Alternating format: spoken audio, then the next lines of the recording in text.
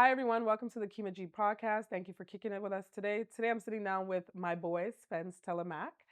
Svens is a social entrepreneur. He's a man. Well, first, I'm going to say you're a man of God. You're a social entrepreneur. You're an author, and he does a lot in the city of Montreal. I'm sure you guys have seen him on podcasts. You have seen him on social media. He works a lot with people who are incarcerated. But I know Svens through my auntie Shar. I met Svens through a referral through my aunt. She's my mom's best friend, was my mom's best friend. And I needed somebody to be a part of a panel when I did this event for men. And I met you. And when I first came to meet you, I really was coming to feel you out. And that's the truth. I was coming to feel you out to see if you were really like had that spiritual growth that I was looking for to put on the platform. And I think what conversation that was supposed to be meant for 10 minutes, I think I stayed there for an hour. I do have the ability to talk, and keep talking, but I'm not talking doo doo, I'm talking real talk. So after speaking with you, I've learned that I'll be honest, I left there and I was like, this guy is young, but he lived a life, man. I'm like, he lived like three lives, and that's what I was thinking. So as I left there, you participated in the event, and you were hosting this year's event. So thank you for that again.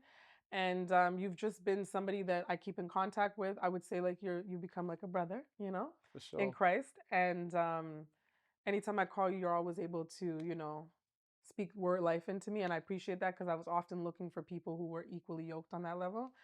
And but today we're sitting down and we're speaking about the journey this year on the podcast. Well, this is my first pilot, it's the first season, and I'm speaking about the turning point in people's life. Hmm. I went on a journey a couple of years ago that was due to, I could say, depression, grief, Hmm. self reflection, and I had to do the work. I could say 2 years ago was when I finally put everything into practice, and I continue to put everything into practice. So this season, I'm sitting down with people and I'm sharing their turning point. So my first question for you is, the person that you are today, and when you look back, who were you before? Man, first and foremost, thank you for having me. No problem. It's a blessing, Mhm. and love everything that you're doing. You Thank feel you. me? Um, Not just what you're doing, like when it comes to the men's conferences, but with Hmm. all of the stuff that you're doing. Thank you. And to answer your question, um, could you ask me one more time? So the man that you are today, when you look back, who were you before this?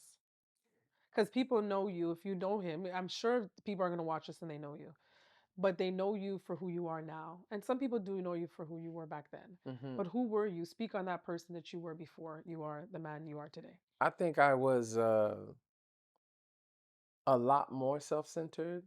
I Okay. felt like I was more egocentric.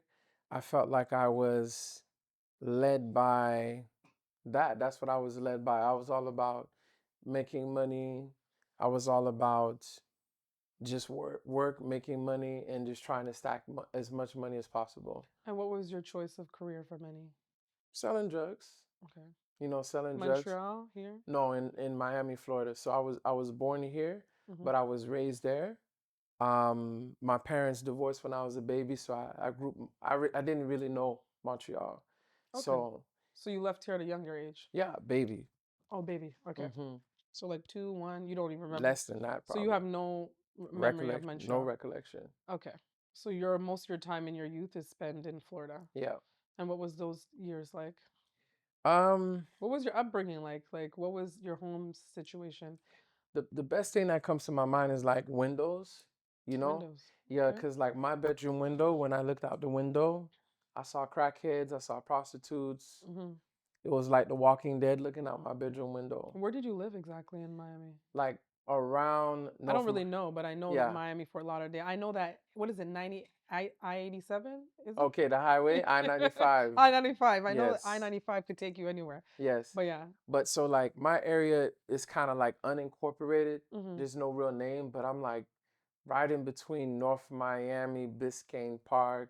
Okay. So right around Biscayne, for anyone that's been in Miami, like around Biscayne Boulevard and like 111th Street. Hmm. So Long, That's like the hood. It's mostly like the there's a hood. lot of crackheads in that area, Okay, a lot. So I ain't saying it's like the most hood, but but it's it's hood. definitely a lot of drug activity going down. Okay. So long story short, the best way to illustrate it is like a Mhm. bedroom window. Looking out the window, I saw three types of people. I saw people going to the corner store to buy, chore boy to put in their crack pipe.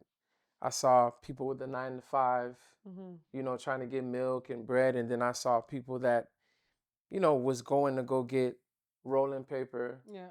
nice grill, nice car. Mhm. And I had to kind of like make a decision. Who do I want to be? I don't want to be the drug addict. Mhm. And I don't want to be the person that looks like they're working, but they have nothing to show for it. Right. Yeah. So I'm like, you know what? I want to be that guy. The drug So dealer. sell dope. I want everything that I saw in the men in my neighborhood that was selling dope Mhm. and, banging, it seemed to me as dominant. Mhm. And that's something that I feel like a lot of people don't understand. Yeah. Young boys are not necessarily bad. Mhm. They just want to be dominant. It's Yeah. natural in you. You want to be the dominant male. Mhm. So if the most dominant male around you is doing that, that's what you want to do. And how old were you around this time? What, 12, 13? And where was your dad? Oh, my dad, I never really had a relationship with my dad. Okay. My dad has 12 kids, 7 baby mamas. My dad, when they divorced, he stayed in Montreal. So I saw So my, you didn't see him that regularly. nah, Okay. maybe 5 times from 0 to 20, So your mom basically did most of the work. 100%.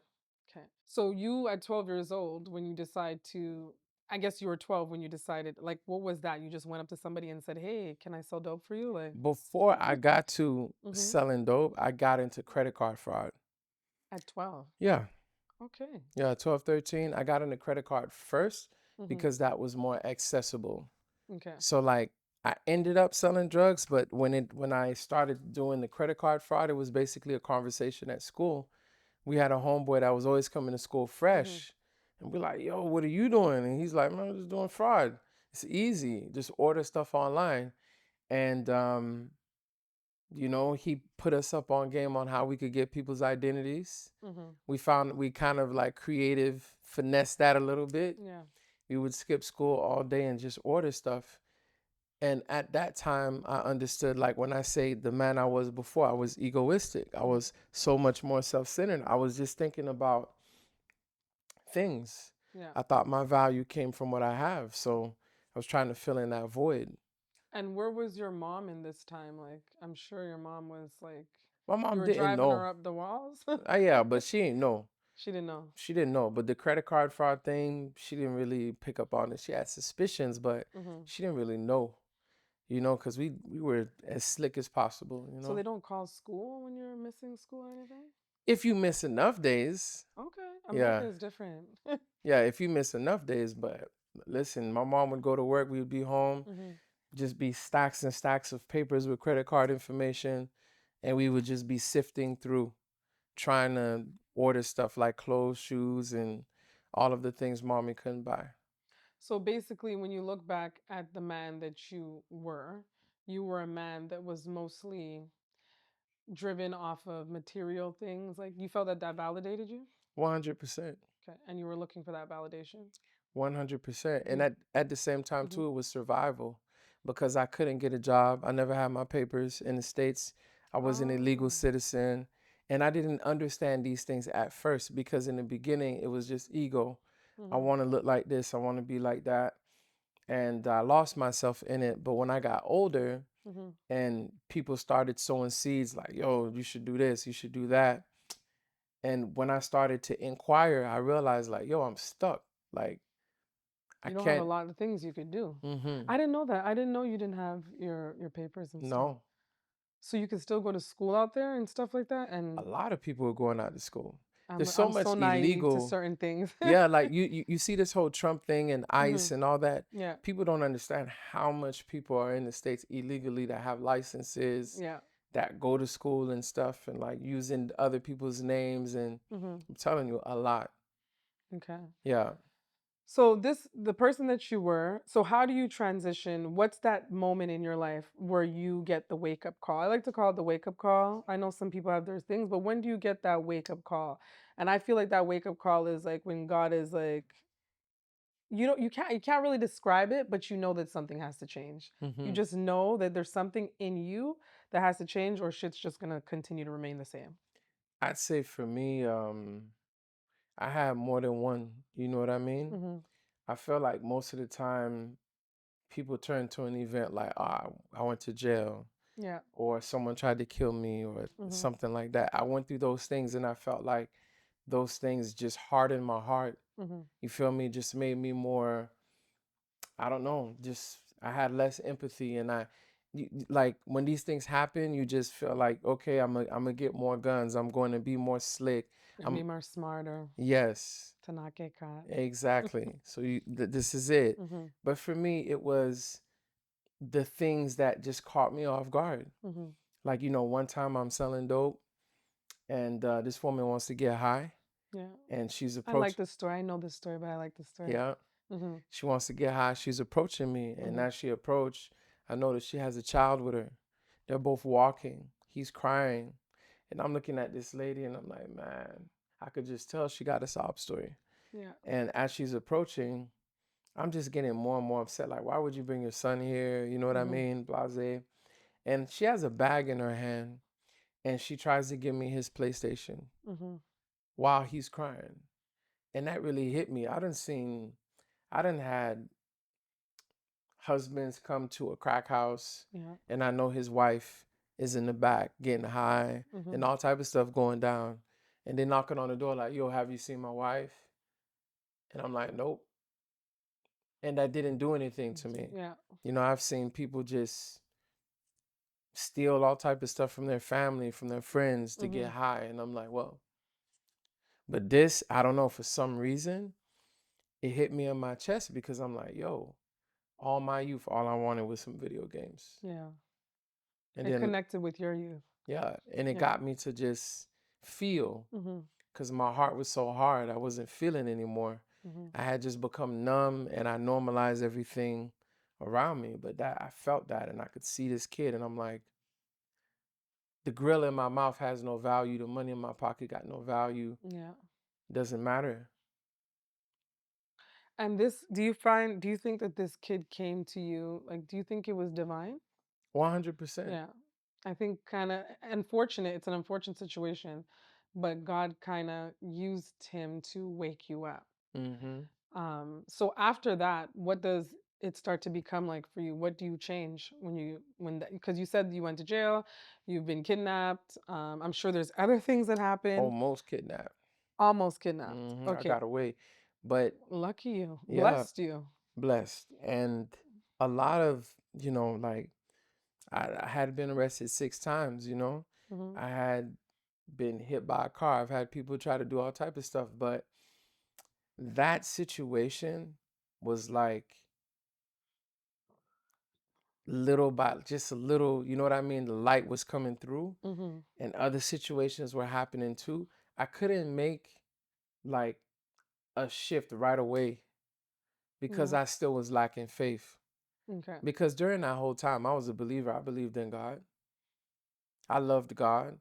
I Hmm. just didn't trust Believing God. and having a relationship with him is two different things. I had the relationship. You think? Yeah, I did. I just didn't trust him. You didn't trust? Okay, that's true. That's true. I didn't trust him. Yeah, I believed in him. I feared him to a certain but you didn't degree. trust him. I didn't trust him. I could relate to that. Yeah. Yeah, because I felt like I was at a certain point from 16, I'm taking care of myself. Hmm.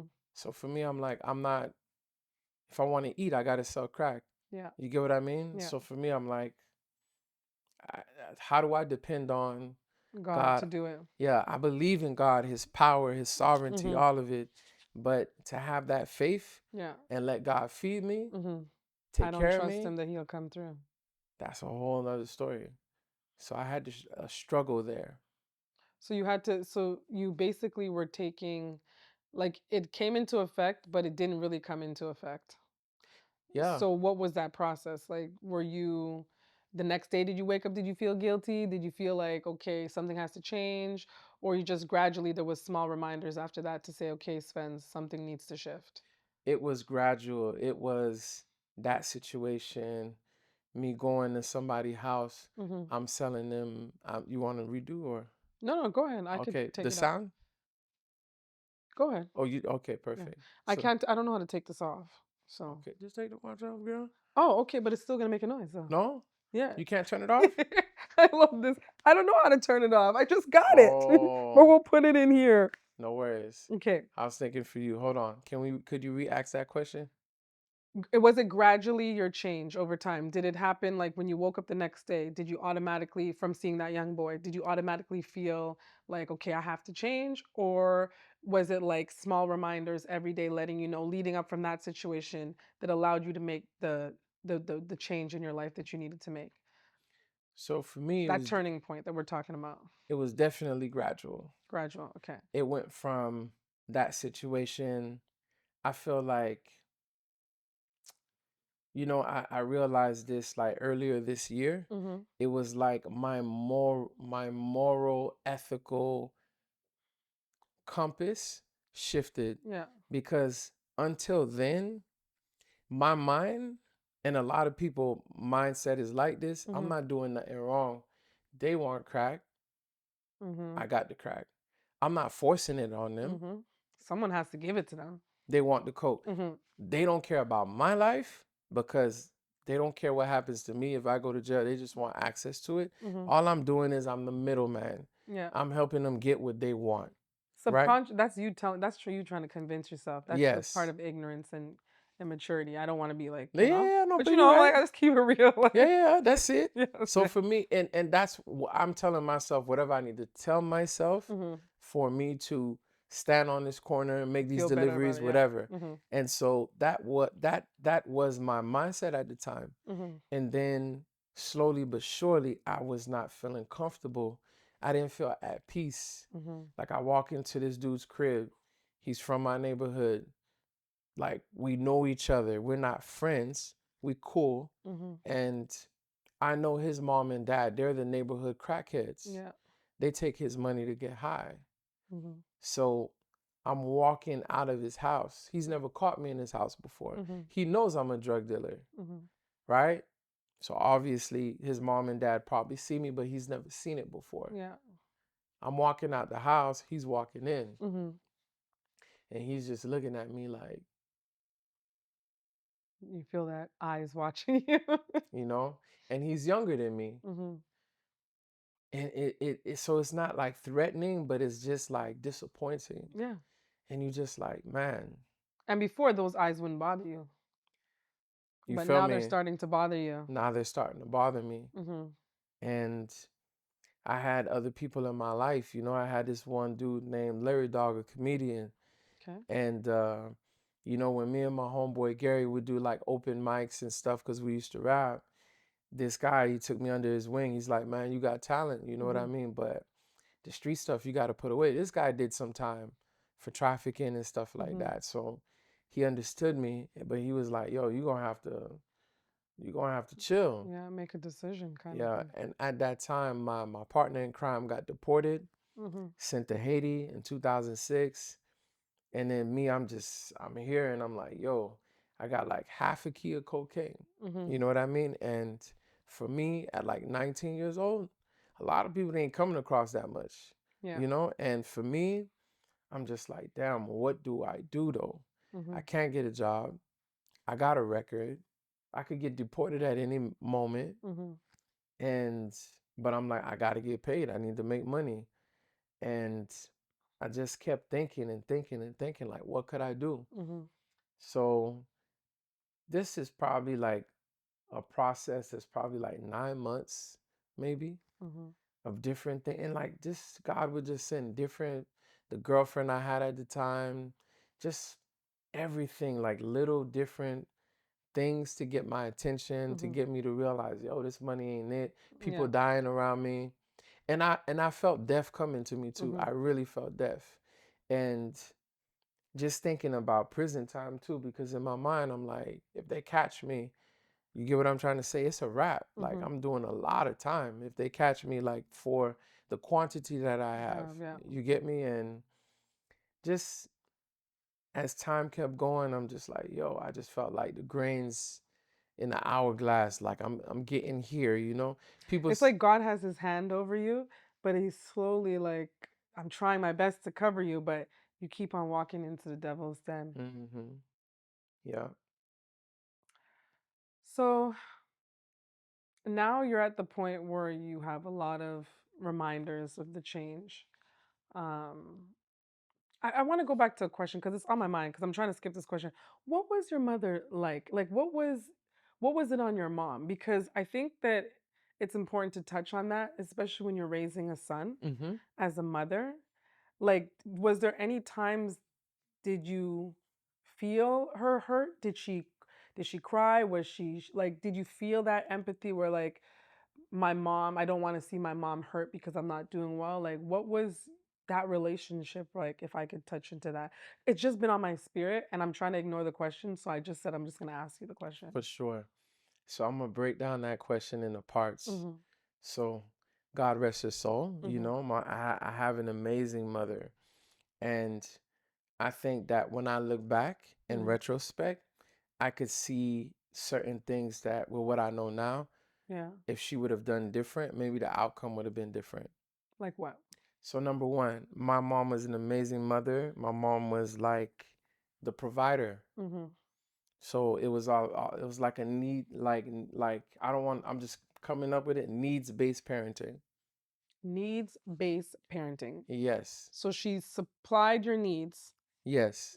but not maybe your The other areas, because there's other needs there's too. needs and then there's core needs. Core needs is exactly what you need in the from the core. The emotional Yeah, core core needs. needs. Okay. She supplied some of them, but there were different areas in life where if my mom would have invested, I would have spent my time differently. So, example, my mom always working. Mhm. She had her own business. So my mom is all about dealing with everything by herself. She has 3 kids. She's making this work.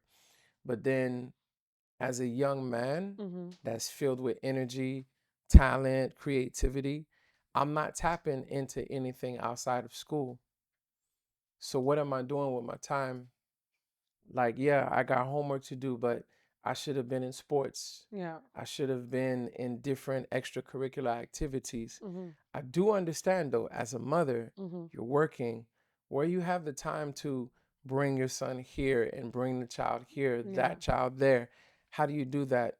I know that's a challenge, but at the end of the day, Mhm. with what I know now Yeah. and what I do today, and when I look back, that could have definitely helped. And a lot of young kids, when they're not exposed to different things to pique their interest young, they get caught up in the nonsense.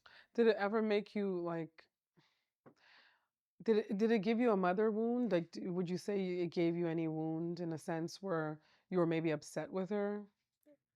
For that, not necessarily Yeah. because she gave me everything I needed. Mhm. I just felt like, and my mom didn't really have time. Yeah. You know what I mean, like that, because she was always working. Mhm. So I just feel like she, because she was always focusing on our elementary needs, like keeping that money coming in, Mhm. she didn't really see the other side of it. Okay. You know what I mean? Yeah. Which would have gave me a different type of youth, and I would have been exposed to different things. It would have developed other things. You get what I mean? Yeah. So I felt like that was a very big issue there, Mhm. and a lot of moms, they struggle in the sense, I'm trying to keep the house together, and Mhm. extracurricular activities, money, time, pickups, drop offs. It's not easy, especially if you don't have a support system around you to help Exactly. you do it.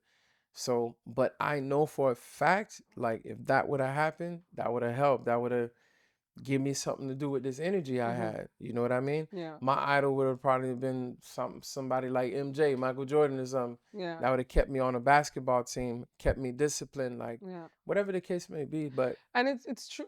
I asked that question just because, like, obviously you've gotten involved in a lot of things, but I also want people to get from the interview that there's purpose and meaning to your story, obviously. But when you speak of your mom, may she rest in peace.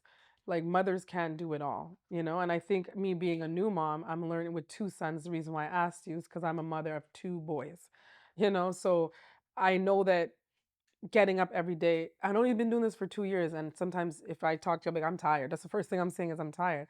But I do understand listening to stories like yours and other people and my cousins too, the male cousins, the importance of putting them into things, and time is more better than money, you know. But it's like it's kind of messed up because you did unfortunately come from a broken home. So it's like, how do you create that healthy home when it's already not even stable, the foundation, you know? It's a struggle. So it plays into you going to the streets for, I would say, validation in a sense as well too, right? Yeah. And you know, finding ways to make money because obviously you see your mom working a lot, so you know that money is needed, and you also, Mm-hmm. as a young boy, you want things for yourself, you Yeah. know. 100. So, and as for your father, do you feel that if your father was present on a daily basis, how do you think that would have been different for you? Hold on though. Hmm. Let me get back to you on that one. But to complete, so Hmm. like before I even get to dad, just to give you even a bigger picture Yeah. too, like, and then part of my criminality came from the fact that when my mom had this business, dudes Hmm. would come try to rob. So my Okay. mom got robbed too. So that's another thing that put in me like, yo, I need to protect my Protect my mom. I mom. need to go get a gun. Hmm. And then now, like these ideas of crime, like I need to get money to go get a gun Hmm. to protect the house because I'm too small. You get Hmm. what I mean? Yeah. Like all of these things, they come together. And my mom did cry. My mom did express herself. She let me know how much she loved me. I could see how broken she was when, Hmm. you know, juvenile detention. And then at one point, she couldn't take it no more. And she was like, yo, you keep coming home 2, 3 in the morning. You smell like weed. Like, what's up? Like, why are you doing this to me? I'm Hmm. suffering. Yeah. And she was like, either you change or you can leave. And I left. And my heart was so cold that she was crying and I didn't feel nothing. I was actually happy because in my mind, I'm like, I don't want something to happen to my mom because of me. So, But do you know, do you ever ask yourself or have you answered that, why was your heart so cold? oh yes, my heart was cold because of my value system.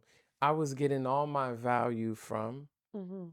what I was doing and who I was with. My mom Okay. couldn't give me that value. It was too late. It's just like if So you it's a have little bit of resentment kinda that's not built. even. No? I didn't resent her. It was Not her, but resent what you can't have, I guess. Does that make sense? no, No? not even. It was more like it's like if you put your kids in sports, for example, Mhm. you put them on a team. At one point, they become so invested in that team. If you tell them, yo, you can't go outside and practice, that has an impact on them. Yeah. You get what I mean? For me, it was in a sense, this was my team now. Mhm. This was part of my identity now. I'm not letting anyone get in the way of where I feel value. Yeah. I don't feel value in sports. I don't feel value in anything else. This is where I find my value. Mhm. You get what I mean? Yeah. And I see the fruit of my effort. I'm making money. Mhm. Not like school where yeah, I could put in work at school, but okay, I get a good grade. What? Yeah. What's my benefit really? Mhm. You know, so that my heart was cold. I wasn't like it was just a sense of being so disassociated. Disassociated. So I'm looking at my mom crying, but I'm like, I know you're crying, I know you're sad, but in the back of my mind is like, this needs to happen because I need to continue on my journey. Yeah. And I'm not trying to be in your face, making you cry, and we having arguments all the time. Mhm. So I put my stuff literally in a shopping cart that I found on the street. Now Mhm. people abandon shopping carts in the hood all the Yeah. time. I took one, put all my stuff inside. You're like, I'm moving out. Yeah, I went straight to the motel. Mhm. You feel me? Went over there and I was there for a while and my mom changed apartments. Mhm. And I ain't see my mom for like a year and some change. Is Did that because she changed apartments or you guys just weren't talking? she didn't want to talk to me because Okay. of my decision that I made. Yeah. But I still, you know, I would pop up at her spot like on Mother's Day and you know what I mean? And she still be mad though, right? Because she knows it's drug money. Of course. So she's not Mhm. she happy to see me, but at the same time, you know what I mean? She probably doesn't want to take no gifts. Hmm. So the question back to your dad then. My dad, like I, Do you think yo, it would have been different? to be honest with you, it depends on the type of parenting he would have provided. Do you even know what type of parenting he was, or did he parent before? Like He was got a whole bunch of kids. so is there any lady that he stayed with longer that you could maybe say dad was more? Because I know for me, like I don't remember all about my parents, but I do know that me and my sister lived with my mom and my dad. Hmm. So maybe our my sister's experience, because she's more older, will be different than the others. My dad is a very loving man. He's a Hmm. very caring man. Um, and to understand my dad, I had to hear him talk about his dad. Hmm. Like my dad and his dad, they would go around like smashing Hmm. females. You know what I mean? Like in Haiti, like they were very well off in Haiti. So like they would listen. My grandfather had 10 kids. You see what I'm saying? So like Yeah, the he, ladies at his door. yeah. So like my dad got that. So it's like it's so easy to judge someone, but when someone's hero, someone's uh reference point for success is like that, how do you judge that man? Hmm. You get what I mean? He Yeah. needed it like that was who he idolized, his father. Hmm. So he became that. And I can't really say what type of father he would have been towards me, but he wasn't there. He was caught up. His mind was he had different priorities. But by you learning his story and his parenting, it made it easier for you to understand him as a Yeah. father in your life. Yeah, and understanding that I'm not perfect. I wasn't no perfect child. So for No. me, it's like, yo, I wasn't no perfect child, so I can't expect a perfect parent But God is perfecting you now. for sure. And my father, I feel like, yo, like right now, me and my father very cool, Hmm. and we've been cool for a long time. I don't know. I just feel like, what's the point of me, like, Holding on to the past. holding on to a grudge? Like, Yeah. he did the best he could with what he had. Hmm. He got some things to change. I got things to change. I always say to people, like, if your parents are still here, like, there's one thing if your mother sold you or your father used to touch you or something like that. It's traumatic. Sometimes you really have to, when it's that traumatic, you have to cut the tie. But if it's over things that you could fix while they're still alive, like, I tell everybody, fix it, because Hmm. once they're gone, it's a different, It's a wrap. it's a wrap. And it's as much as they say time heals all wounds, that's BS. That's a What lie. you That's a lie. What you learn to do is live with it. And not a lot of people have mastered how to live with it. And even with living with it, it's still there's still certain things, like I could just say, like having kids, I've thought about a lot about my parents. I've needed them so much more.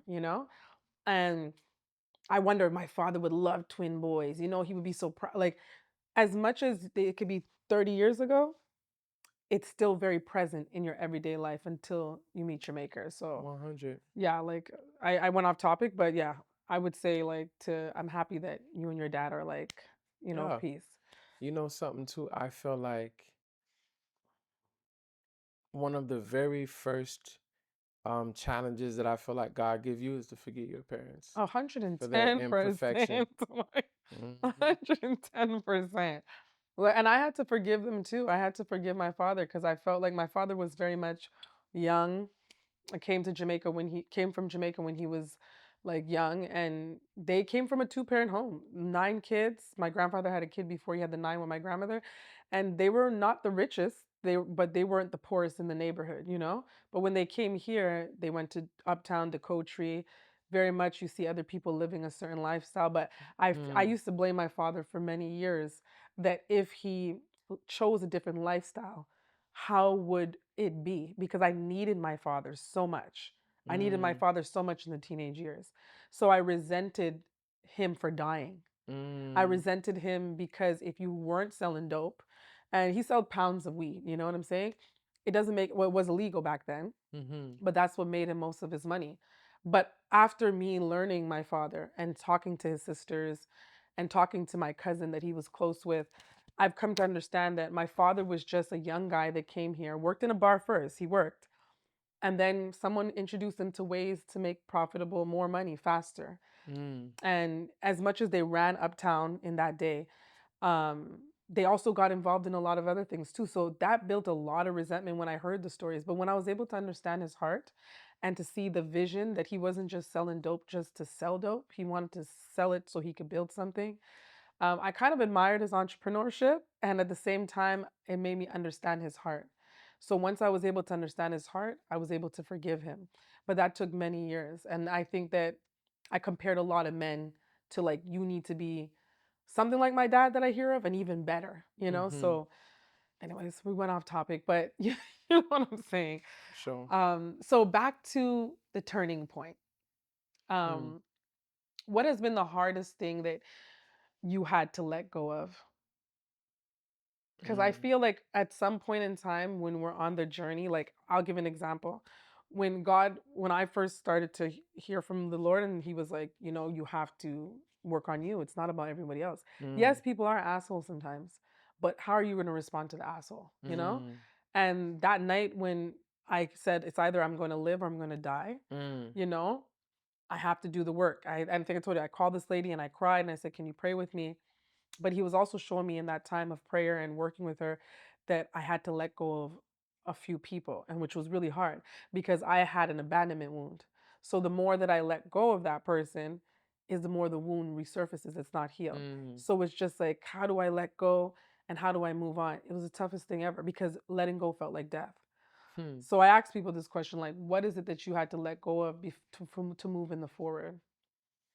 Man, Mhm. yeah, that's a deep one. I can answer it in so many ways. First thing was one of the major turn points for me was moving to Montreal. I had to let go of everything common. Mhm.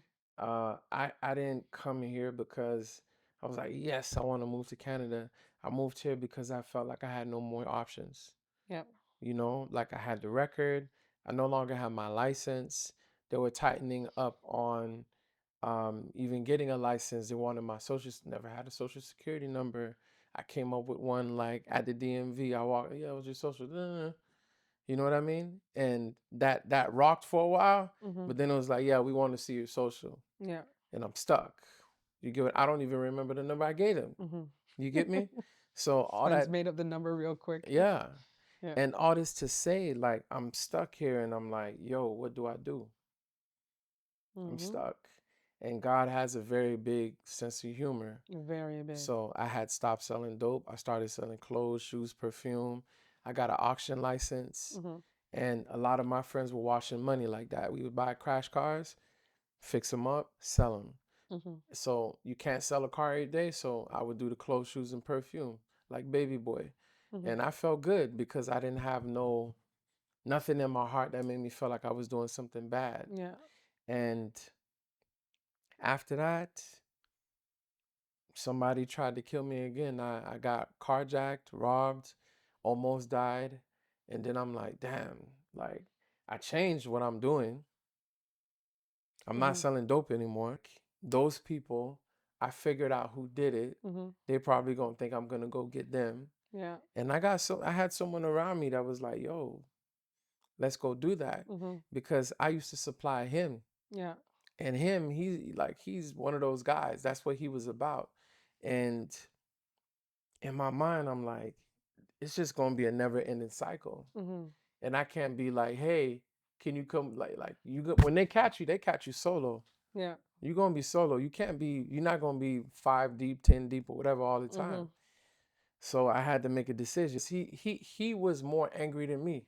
Mhm. Cause he's older than me Mhm. and he admired the fact that I stopped. Mhm. He found that so noble. Yeah. Like, man, you trying to get your life right. You get what I mean? Mhm. And then he's like, they did that to you. Like, let's go handle that. And in my mind, I'm just like, yo, I just knew if I spilled blood, Mhm. I know it wasn't gonna be the end of it. Okay. It never is. It goes And back and forth, back and and forth. eventually both people die, end up jail or in broke. Mm-hmm. There's three, three ways: Yeah. And dead, then jail, or broke. yeah, and then I'm just like what do I do? Mhm. License suspended, so I can't be out selling clothes, shoes, and perfume. Mhm. I was out on bond for gun possession. So if I get arrested again, I have to fight my case inside. Yeah. I can't tell you how backed up the jail is in Florida. Mhm. You got people sitting in jail for like a year to fight a case if you don't want to accept the pleas and what they want to offer you, and you're just waiting and waiting and waiting. Mhm. And I'm not trying to sit here waste my time. You Mhm. feel me? It's one of the worst jails in the states in Miami-Dade County. And I'm Mhm. like, I can't drive now. You Mhm. know what I mean? And I'm just like, you know what? Let me come to Canada, hit the restart button. So I came here. That's a very humbling moment. Yeah, listen, Mhm. I didn't know French. Like I didn't You know didn't know any. French? No, we don't know no French. Like we don't use French. That's true. Haitians in the States, we don't use no French. We know English, Creole. And a lot of people don't understand Creole and French is like night and day. It's not the same. It's not like, you know how you could say English and patois? Mhm. It's not like there's so much rules in French, man. And I didn't like French at all. Mhm. But I'm like, I gotta learn it. Yeah. You know what I mean? And At what age? I came here at 20.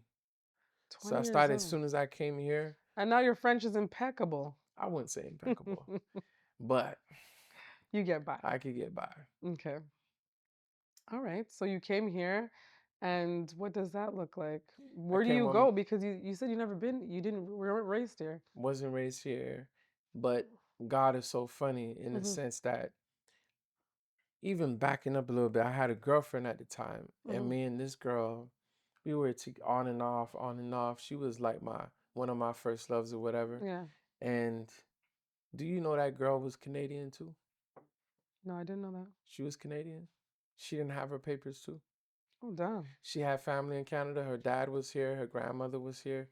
Mhm. So at one point, I'm like, man, I'm thinking of going to Canada. Mhm. I had an older sister here that had left Miami, went to Boston, and came here. Mhm. And I'm like, man, I got no choice. I'm gonna have to go to Canada. Mhm. She's like, I'm gonna come with you. Mm. Yeah, she was willing to do the whole, take that same big step with me. So And you guys came here together. yeah, Did you guys live together? no, my and what's where God is funny Mhm. is we lived together in Florida, But not here. not here. Because that's when I was getting closer To the and God, closer to yeah. God. So while we were It's like living no there, shacking. yeah, Mm-mm. no shacking. We stopped having sex. You feel me? Because I wanted to get closer and closer to God, and it wasn't easy. Mhm. And we tried. And look, when I moved here, she moved to her grandmother's house that she didn't even know. Yeah. She met her father that she barely saw. So you got your own place? No, my sister was here. Oh yeah, your My sister. Okay. sister was here, but what's crazy is my mom decided to move back to Montreal. My mom was in Haiti. My little sister was in Florida being raised by my aunt. My Mhm. mom is like, nah, send her to me in Montreal. Mhm. I'll take the lead from there. And so my whole family got reunited in Montreal.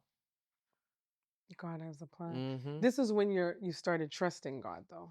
Yeah, Would you say you trusted yes, Him at this yes. point? Because when I stopped selling dope, Mhm. I'm literally like, God, I'm Just talking to me him and every you. day. We're I'm gonna like, figure okay, it out. you want me to stop for real? You want Mhm. me to stop? I'm gonna stop. But you do You you. got you that perfume to sell. Yeah. Okay. And just everything Mhm. was just falling in place. Cause I used to buy my clothes from a guy like that. He used to Mhm. just come to my house, pull up in a car with all the nice clothes and Yeah, stuff, yeah. and boom, Mhm. that's it. So I'm like, boom, let me do that. And then one person gave me a contact for perfume, Mhm. and then the next person gave me a contact for kicks, and then I'm just like buying everything and selling. The more that you got closer to God, do you feel that things started to shift, and was it uncomfortable for you? Like things were shifting, but what was the comfortability level for you? Like, Amazing, okay. amazing. I felt so much peace. I have a different experience. Yeah. I felt like it was difficult in the beginning. Mm-hmm. Yeah. No, for sure. Like Yeah. the transition period for sure is difficult. Mhm. But as soon as like things started to flow, Mhm. I was at peace, man. Okay. I felt so much peace because when every single day I'm taking a risk every single day, like every day, like every day you're taking a risk. I could go to jail, I could get robbed, someone could kill me. You Mhm. get me? And then you wake up and you're not taking no more risks. Yeah.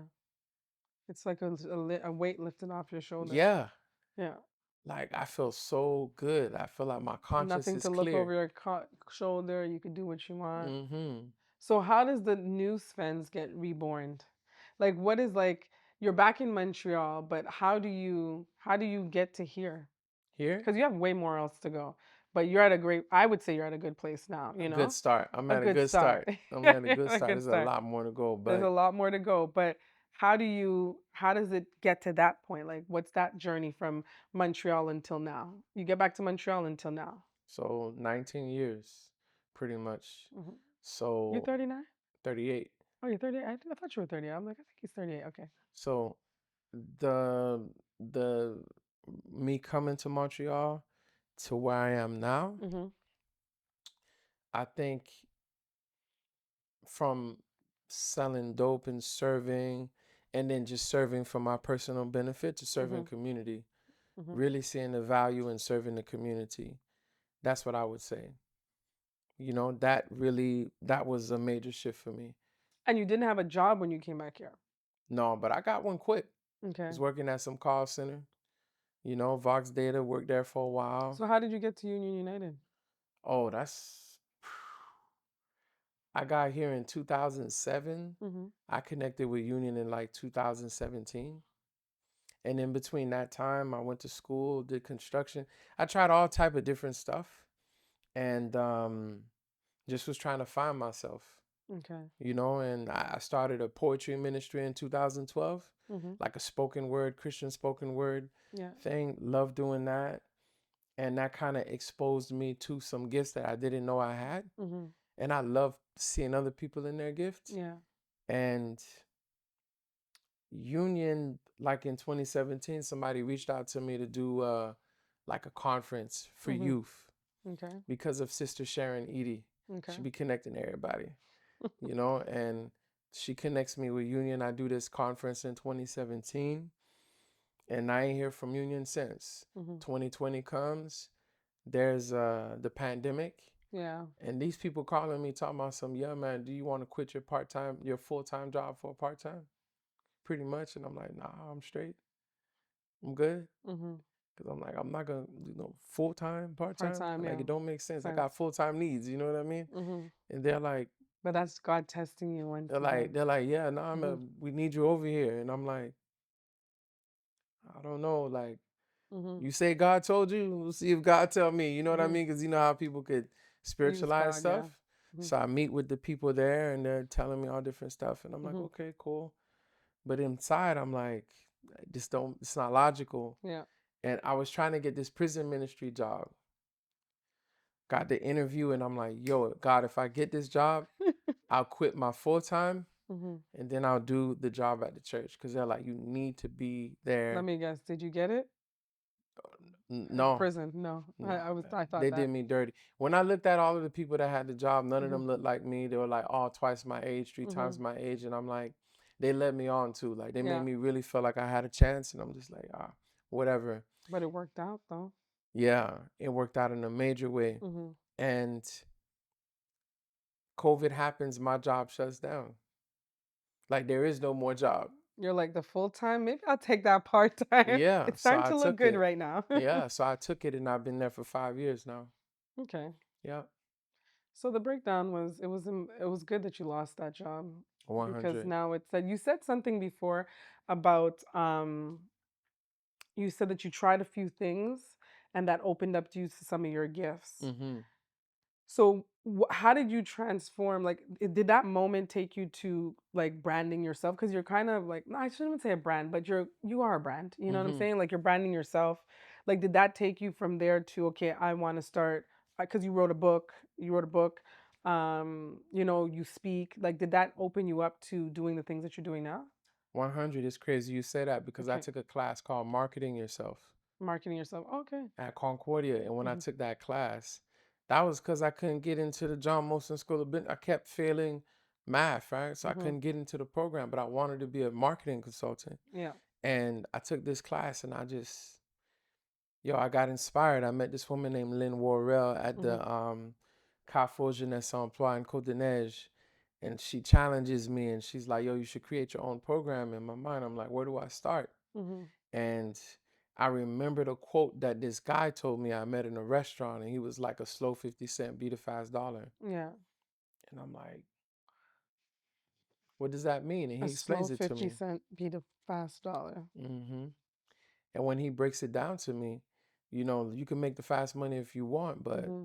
eventually that person that makes the slow money will pass you because you die, prison, Mm-hmm. you get slowed down. Yeah. So that just changed my perspective. Mm-hmm.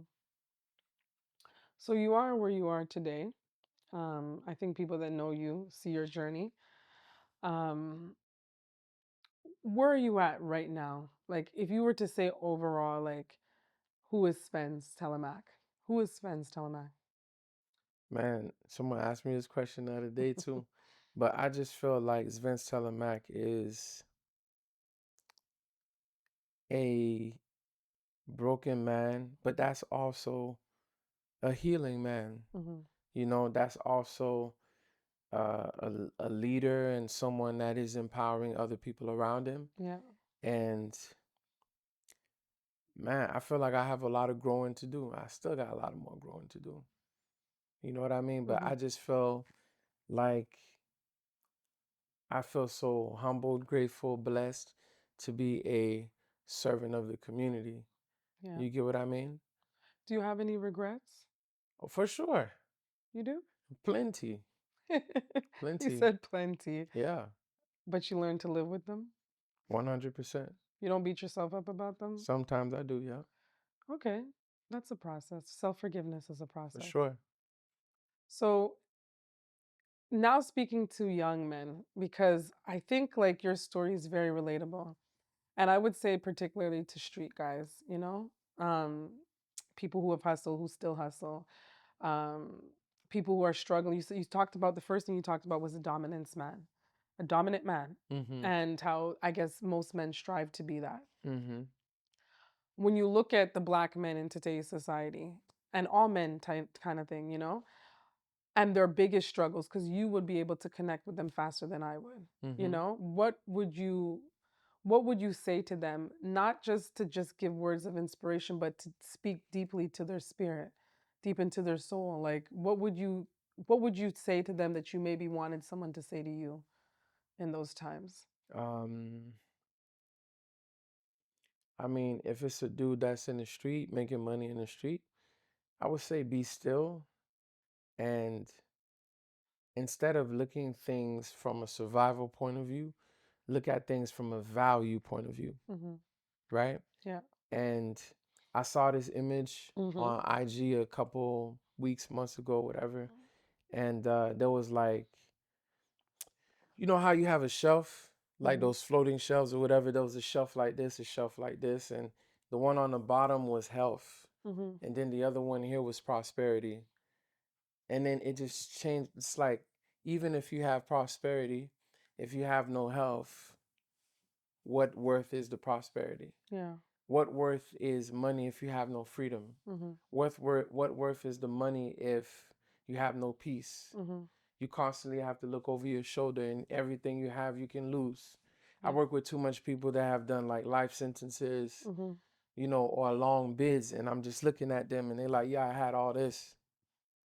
Well, What's the what do you have? point? Yeah. So I would say a slow 50 cent beat a fast dollar.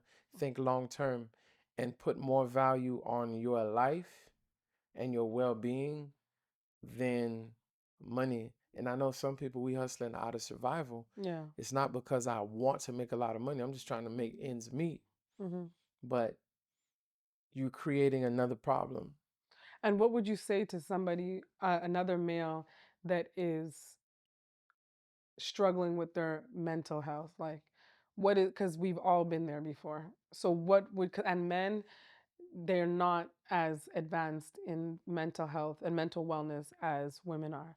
So, what would you say to those men based on your own experience? Based off my experience and even the experiences of other people, Mm-hmm. I would say when it comes to mental health, this is for me. And I feel like mental health is so complex Mm-hmm. and yet so simple. And so spiritual. Yeah.